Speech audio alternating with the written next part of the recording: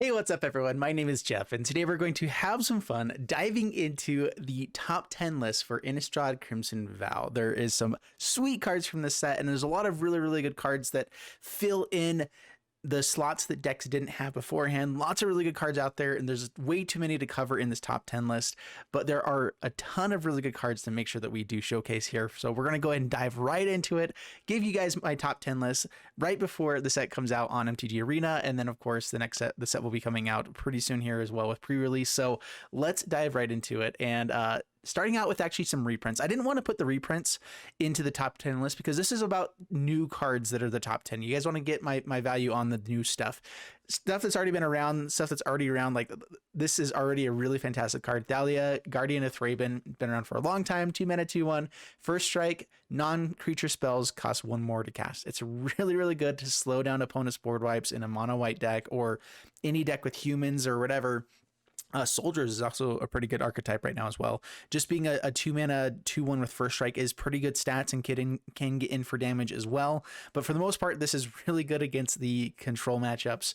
And that's so good against the control matchups that it's really powerful. And even up against other mono white decks or mono red or whatever, this is going to force the damage dealing spells like the next card here to be a little bit more expensive. Next reprint is a Braid. A Braid I think is so good for this in standard right now because destroying target artifact has Eska's Chariot, which is just the most annoying card out there right now. I'm not sure there's a ton of really other good artifacts right now to be killing, but just the fact that it kills Eska's Chariot is so important. And then dealing 3 damage to any target creature gets most of the things out there that it's pretty good. So a Braid is definitely a card that's going to see a ton of play, and I'm kind of gauging most of this top 10 list based off of, am I going to be slotting it into my decks when I'm building my decks? And I think this is a card that for sure would be on the top 10 because I would be slotting it into literally every deck that has red. I still slot this into every deck I play that has red. The difference is how many numbers. Am I trying to go more at face? Okay, I go down to 2 of this, but I still want to be able to have the chance to destroy artifacts. If I don't care about going at face as much, this is a 4 of almost every time, so really good stuff. All right, let's go ahead and dive into the top 10 now. So top 10, Graph Reaver. This is a fantastic zombie. 2 mana, 3/3 with not a whole lot of downside. So it has exploit, and when it so you can enter the battlefield and sacrifice a creature. You can sacrifice itself to the exploit trigger. When it exploits a creature, destroy target planeswalker. So if they got out a planeswalker, the main one right now is Wrenn and 7. And if you can destroy the Wrenn and 7 with this, fantastic. Usually you're still having to deal with the 6/6 that sticks around, all that kind of stuff. So this doesn't deal with that as much, but it still is a great card where you can just play this out on turn 2, have a 3/3 at the beginning of your upkeep. It deals 1 damage to you. That will add up, but I think for the most part, you're trying to play a little bit more aggressively with this anyway. And the ability to get rid of planeswalkers when you need to is really nice. The Morden Caden is one of the cards that comes to mind with for me. There's a lot of those occasional matchups you run up against where they have planeswalkers that are really annoying, just kind of hose you. And I think that Graph Reaver is a great card that you can slot into literally any zombie deck and have an answer for planeswalkers just by sacrificing another creature, which you usually want to do in these kind of aggressive aristocrat style decks anyway. And a lot of times even having damage dealt to you is not that big of a deal, or even sometimes a benefit for you. So there actually might be value in that. But if you do have 4 of these out in the battlefield, taking 4 damage turn is going to be really painful, but you'll also have 12 power on the board. So probably going to be okay. All right, on to the next one. We have Chandra, Dress to Kill. So 3 mana, 3 mana with 3 loyalty. This is a good planeswalker. I'm actually really excited about this. I think that mono red is getting some pretty good pieces. I'm interested to see how well it actually does. This is mostly just my favorite of all the planeswalkers, so I wanted to make sure it kind of had a slot here. I'm really not sure that this one even is as good, or I will slot this in as often as some other ones, but it's a decent planeswalker. So +1, add red mana. That's a really big value, and it does 1 damage up to 1 target player or planeswalker. I really wish this dealt damage to creatures. I think that would be huge. There's so many 1 toughness creatures like that. That's the one main reason that's kind of holding me back on this one. But the fact that I can just hit a planeswalker that's done its first negative. A lot of them go down to 1 loyalty or 2 loyalty. A lot of times it is 1 loyalty. This being able to kill that planeswalker after it does that, or stop them from doing it, is pretty powerful. And so there is that side of it. Just making sure you can hit planeswalkers and players with it. Then the next +1, exile the top card of your library. If it's red, you may cast it this turn. -7, exile the top 5 cards of your library. You may cast red spells from among them this turn. You get an emblem with whenever you cast a red spell, this emblem deals X damage to any target, where X is the amount of mana spent to cast that spell. So very similar to Chandra, Torch of Defiance. I think there's a lot of similarities in this card, but it's just 1 mana less. I really wish that it had a way to deal damage to the creatures. I think that if it had that, it would be not as good as Chandra, Torch of Defiance, but barely under it. The 1 damage being, if it could kill creatures as well, which it would be relevant fairly often, would be awesome. But everything else about this is still pretty cool. All right, on to the next one. Number 8, Cemetery Gatekeeper. And this is where I think that mono red still might have a chance. I think there are a lot of Rakdos red decks that can be really, really powerful. Gatekeeper, 2 mana, 2/1 with first strike. When it enters the battlefield, you exile a card from a graveyard. Whenever a player plays a land or casts a spell, if it shares a card type with the exiled card, it deals 2 damage to that player. So this is really, really powerful in that if you have something in the graveyard to exile, this will be able to exile either a creature, instant, lands would be the best. Anytime that the opponent plays any of those things, or whichever one you exile, you'll be able to do 2 damage to them. So if it's lands, that would be really sweet. And that's probably the biggest downside of Cemetery Gatekeeper for standard right now, is there's not a really consistent way to get lands into your graveyard right away. In every other format, there's plenty of good ways to make that happen. And either having an instant in the graveyard, a land in the graveyard, or a creature in the graveyard, that's what you're looking for. So I think that the land side of it's going to be harder in standard, and that might be the one reason why this is at number 8 instead of like up towards the top 3. With that said, though, if you're running a shock as your first spell, if you're up against a creature deck, they play first, they play out a 1-drop, you shock it, and all of a sudden you have a choice between instants or creatures on that first one. And if this comes down as a 2/1, first strike is a really good blocker against a lot of stuff. If you're trying to play the longer game in a mono red deck against a mono white deck, a lot of times that matchup's pretty bad. You suddenly snipe their creature that you just killed with the shock. And every time they play a creature from there on out, this is doing 2 damage to it. And this stacks up. You can get multiple of these out in the battlefield, hopefully get multiple creatures or multiple lands or whatever. So on turn 2, this will be really difficult to get a land in the graveyard, but instants and creatures I think will be fairly easy. And some of the other types could be pretty sweet as well. So that I think is where the value of this comes in, is that this will be able to do potentially like 6 to 8 points of damage to the opponent, over the course of a game, as long as you just go along that line, which I think is a very easy line to hit. And so I like it overall. And if you're up against control, you copy your instant, and anytime they cast any of their instant sorceries or instant spells, you'll be able to get some value out of it. Number 7, Holebreaker Horror, 7 mana, 7/8 Kraken Horror with flash, and this spell can't be countered. Whenever you cast a spell, choose up to 1. Return target spell you don't control to its owner's hand, and return target non-land permanent to its owner's hand. So this card is, oh man, there's so much value in this card. So many things that it does, so many things that I am not excited for, but I'm not, it's at number 7 right now because I'm not sure it actually beats out Alrund's Epiphany or other things in the control matchup. This is a top end card for control, kind of, and then it's a top end card for ramp, which we already have Coma. And so I'm not totally sure where exactly this fits in, like what deck would be running this, but it has lots of value. What you can do is flash it in. The spell can't be countered. Then whenever you cast a spell, choose up to 1. So you just start casting spells. Whenever opponent plays a spell, you cast a spell and return that spell back to their hand. If you're ramping up and you can start doing this, you play this out on their end step, you untap, and hopefully you've ramped up fast enough that they don't have too many lands. They don't have that much mana, that you're able to bounce things back to their hand, and they're not going to have enough mana to recast stuff. So then you just play a bunch of ramp and draw and try to find your Holebreaker Horror, and then you should be able to either bounce their stuff back to their hand, bounce their spells back to their hand, and just keep hitting in for maybe 3 turns with Kraken Horror and kill them. And that should be good enough to just finish the game. So I think that there's just a complete ramp, like a Simic ramp or whatever deck that just runs that. You can even run you know, fog effects in there as well to be able to cast those at any time to make sure that you have abilities. So I think there's a really good deck that runs completely on this card. At the same time, though, there is the downside that you have to have a spell to cast, and maybe you ran out of cards along the way ramping up to this one, and you just don't have something to cast at a certain point. They get to, or they're able to just kill it. It does just die at some points, and so it's a good one. I do think that there's some downsides. I'm not sure if it's better than anything else, than everything else out there, but I think it is a really good card from the set. Number 6. This is a card that I'm not sure if I'm overrating, but I actually think this can be really, really powerful. So Dorothea, Vengeful Victim, it's a 2-mana 4/4 with flying. So just that by itself is really, really insanely powerful. It is a legendary, so you can't really stack them up, but whenever it attacks or blocks, you have to sacrifice it at the end of combat. So that's the downside, is that you only get in for 1 hit with this 4/4 flyer.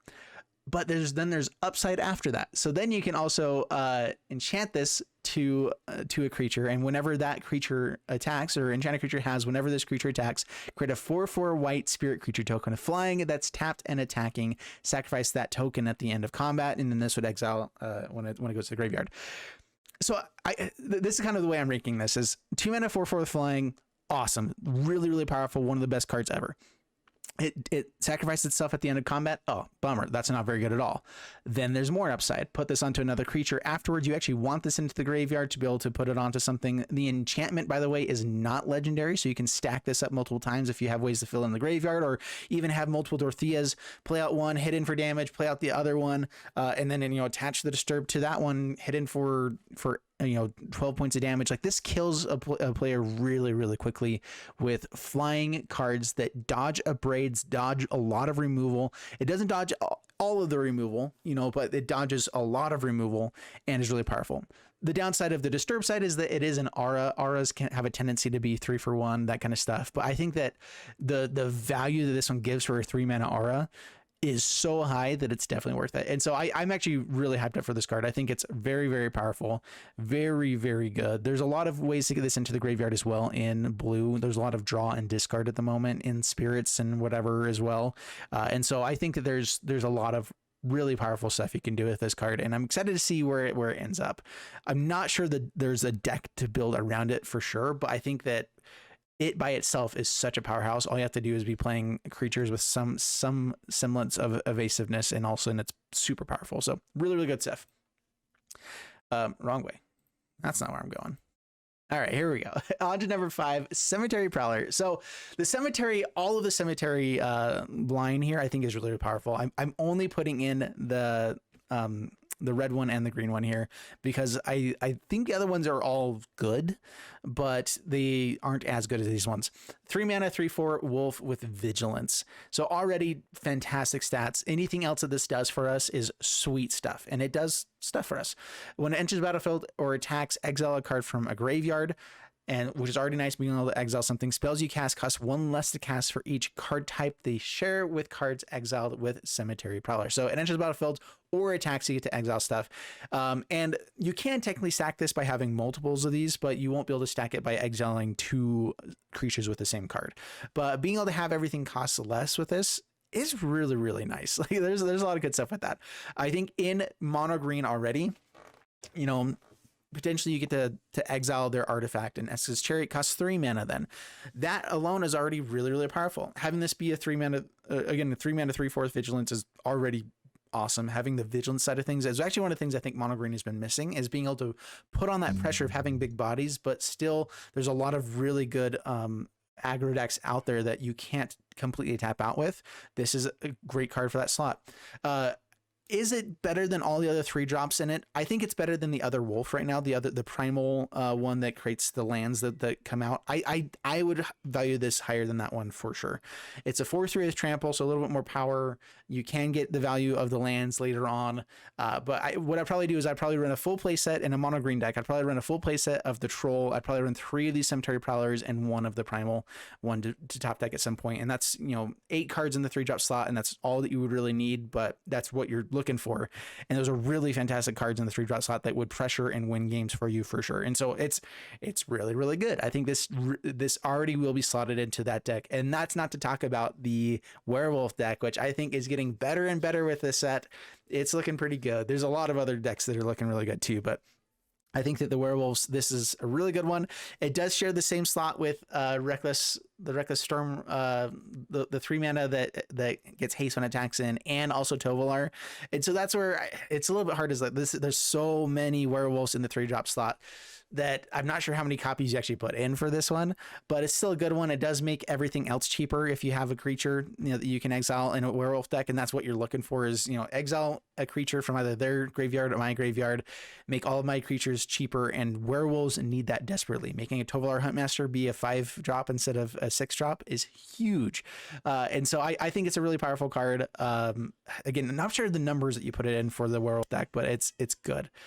Speaking about werewolves, we're going to dive into a couple werewolves here in a row because I think all these ones are really good, and them together make a really powerful deck. Volatile Arsonist. I've actually not seen a whole lot of love for this one on the interwebs lately, but yeah, 5 mana 4/4 with menace and haste werewolf. When it attacks, it deals 1 damage to each of up to 1 target creature, 1 target player, and 1 target planeswalker. So when it attacks first off, it has menace and haste. And this is where I think the value really comes from, is that it having menace and having the ability to deal the damage as it attacks to a creature is huge value. And also having haste means that this can get around Alrund's Epiphany. Opponent of Alrund's Epiphanies, they didn't get to go off and have another one, whatever, they tap out, but they still have their 2 birds up and available for blockers. You slam this, you get to kill one of the tokens, you get in for the 4 points of damage, or if it's nighttime, you get in for the 5 points of damage. That is what makes this card insane, is the amount of damage you can do with it. And you also get to deal the damage to the planeswalker or to the player, so you get in for actually 5 points of damage. And so I think this is really, really powerful. It's in some ways better than the Treasure Dragon. I can't think of all of a sudden. Because it can get in on that scenario up against the birds that are brought out with Alrund's Epiphany. Actually, Alrund's Epiphany is really, really annoying. And so I think it's already powerful there, but then also up against a lot of creature heavy decks, a lot of other, aggro matchups. The 1 point of damage you get to do to any creature also kills their blockers, also kills all their stuff, and you also get to do damage to their face. And so this is just a really powerful, I think it's a really powerful 5-drop for any of the more aggro decks, mid-range decks, that will be a really good addition in the format. And then the flip side, Nightbound side, you get to do 2 damage. It's a 5/5 with same stats, menace and haste, but you get to do 2 damage to target creature, player, or planeswalker. And the way I look at it is I try to value any of these transform cards on the worst case scenario, and anytime it's on the best case scenario, fantastic. That's amazing, that's great, but I'm not gonna gauge on that.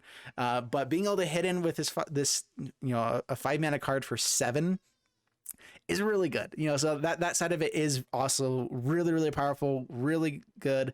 And I think that they're actually going to be wanting to play something a little bit more expensive in the wolf decks because of this next card here, our number 3 Ascendant Pack Leader. Ascendant Pack Leader, I think, is a fantastic card. 1 mana, 2/1. The werewolf deck has been needing a good 1-drop, and mono green has also been needing a good 1-drop. This is great for both of those, and a little bit terrifying, actually, kind of disgusting. So it's I'm not sure if it's as good as the I can't think of the name now. The one that. Oh man, there was a card that was a 1 mana. Anytime that you cast something at a higher power, it'd get a counter onto it and keep getting counters and go up. And once you got the 3 counters, then it would have trample. This is, I think, around the same power level as that card. A little bit less because you have to get to 4 mana value before you can actually use this. And so before it gets any counters at all, you have to get up to 4 mana in some way to be able to cast a 4 mana spell. And there's downside of that not being able to hit in for tons of damage early on. At the same time, though, this is not a 1/1, it's a 2/1, and you can get in for the early damage up against control decks, especially really early, and that's super powerful. If you have Tovolar, this is drawing you cards, and you need a good 1-drop to be able to draw you cards with the Tovolar deck. And this trades off with most other cards in the other aggro decks. Having the 2 power, suddenly, what is it? The Ascendant Spirit can't can't block it, or so if they snag something else, you could still attack him with this and potentially draw a card with Tovolar. And so it's a good card. I think it's really powerful. I think that the main reason I'm talking about this one is because it's going to be slotted into literally every one of my decks that has green as a 4 of, most likely. It's really, really powerful. I think it's really good. It's great in the early game, and then potentially it could become like a 5/6 or a 5/4, which is fantastic. All right, so on to the next one. This is one I haven't seen on anyone's list that I'm really surprised by. Maybe I haven't seen enough lists, but Voice of the Blessed, 2 mana cleric, spirit cleric. That's a 2/2, and whenever you gain life, put a counter on a +1/+1 counter onto the Voice of the Blessed. So this is a oh my goodness, why can't I think of any of the cards right now? I haven't played it long enough. But the cat that gets, whenever you gain life, you get counters on it. Played everywhere, all the time in standard. It's always been a decently strong deck that wins games. And this is just 100 times better. It does cost 2 white mana instead of just the one mana and a white, which can be a downside, but I think that it just forces you to be a little bit more heavy into the white decks. But you can still splash into green for the coven stuff. You can still splash into red for Boros. You can still splash into black for a more cleric type deck. But I think that already there's a deck full on for this with the angel that gains life with clerics and angels. It's like you already have that. We already have a 1-drop cleric that gains us life every time a creature enters the battlefield. We already have that. And so I think for this one, it's really powerful. And then we also have Lumeric Aspirant, which is also a cleric that puts counters onto creatures. Whenever this creature has 4 or more counters on it, it has flying and vigilance. So this is a 2 mana 6/6 with flying and vigilance, and it's designed to be able to get up to four counters, and it most likely will, of course, it'll die to removal. Okay, that's fine. It will die to removal at some points, but every good card will die to removal. At least you only spent 2 mana on this thing that will most likely be a 6/6 with flying and vigilance. And then if they can't find their removal, or they killed the first one, but you got a second one as well, you're gaining life and getting bigger and bigger. And all of a sudden this is this has 10 or more counters onto it, then it has indestructible. Suddenly it won't die to board wipes. It won't die to a lot of the removal that's out there. There's exile stuff, but there's actually a lot less exile stuff right now than there has been in the past. And so this is, it's a really, really good card. I think for the format, this is a super, super powerful card. And I think that the mono white life gain deck might be better than the other versions of mono white, but there's still lots of really good stuff in all of the different versions. So anyway, I think that this is really good. It also fits into the spirit deck a little bit. It fits into a lot of different things. I think if you can give this life link and be hitting in with flying and vigilance as well, it's a really good card with indestructible as well. If you can get up to the 10 counters, which we've seen how often primal, I can't think of the cat. Anyway, we've seen the cat get up to 10 counters onto it easily in many, many games. And so that happens often in this kind of format. You're gaining lots of life so you can make games go longer. You're going to keep this on the battlefield, and the fact that this will dodge the removal spells that they'll run into, the board wipes, the whatever, just means that this is going to be a game ending card if you can get up to 10 counters. And so super powerful. I like it a lot. All right, on to our number 1. So Maniform Hellkite. It's just a good card. It's really powerful. 4 mana 4/4 flying. Whenever you cast a non-creature spell, create an XX red dragon illusion creature token with flying and haste, where X is the amount of mana spent to cast that spell. Exile that token at the beginning of the next end step. And I actually really like that it says beginning of the next end step. So whenever you cast a non-creature spell, you get to make an XX dragon illusion with haste, which is awesome. This is a Shark Typhoon, but for 4 mana. It does die to stuff, but again, 4 toughness dodges a lot of removal right now. And it being at 4 mana actually dodges some removal as well. So it's a pretty good card already. It still hits in for lots of damage. Being a 4 mana 4/4 dragon is great stats, hits in for lots of damage.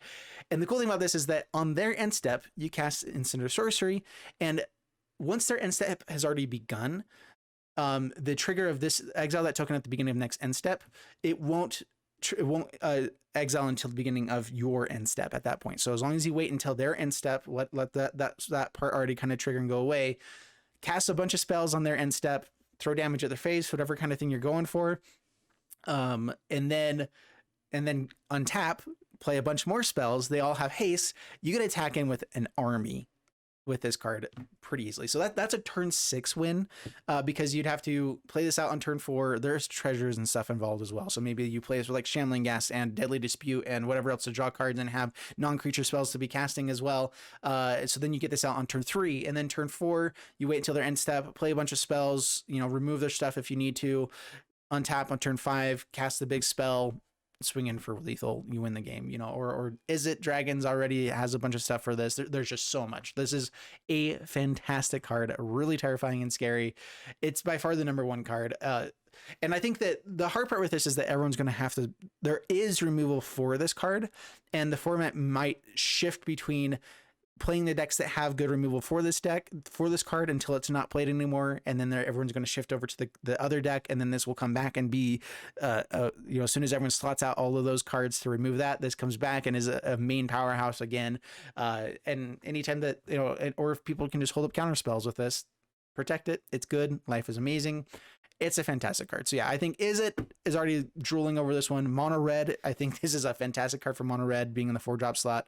I think that there's so many cards, so many decks that can run with this. I think a Boros deck could do well, or there's occasional non-creature spells that work with everything like that. And again, non-creature spells, you could throw auras onto this and have it be really powerful if you wanted to, and have it be protected, you know, God's Willing type of style, whatever. So I think this one's really, really powerful. I'm really excited for the format in general. I think there's a ton of really, really good cards in the format. Let me know the ones that I missed down below in the comments. I think I just realized I didn't put any blue cards into this. No, I put in the Holebreaker, but I don't tend to play as much blue, so I don't think of slotting those into my decks, because that's just the style I play. So I'm giving you guys a different top 10 than you would typically get from other people, and so there you go. You're welcome. But I hope you guys enjoyed the video. If you did, please leave a like and subscribe. I hope you guys are excited for Innastrad Crimson Vow as much as I am, because there is some sweet stuff going on in this set. I also love that it meshes so well with the set from before. You know, this is split sets, but they're still from the same place, still getting werewolf synergies. We're still getting, you know, we already had vampire synergies and we're getting more. There's a lot of really good stuff. I'm excited to see what decks end up coming out on top with standard, with historic, and also, you know, all the other formats as well. So anyway, I hope you guys enjoyed it. See you guys in the next one. Thanks so much, and bye-bye.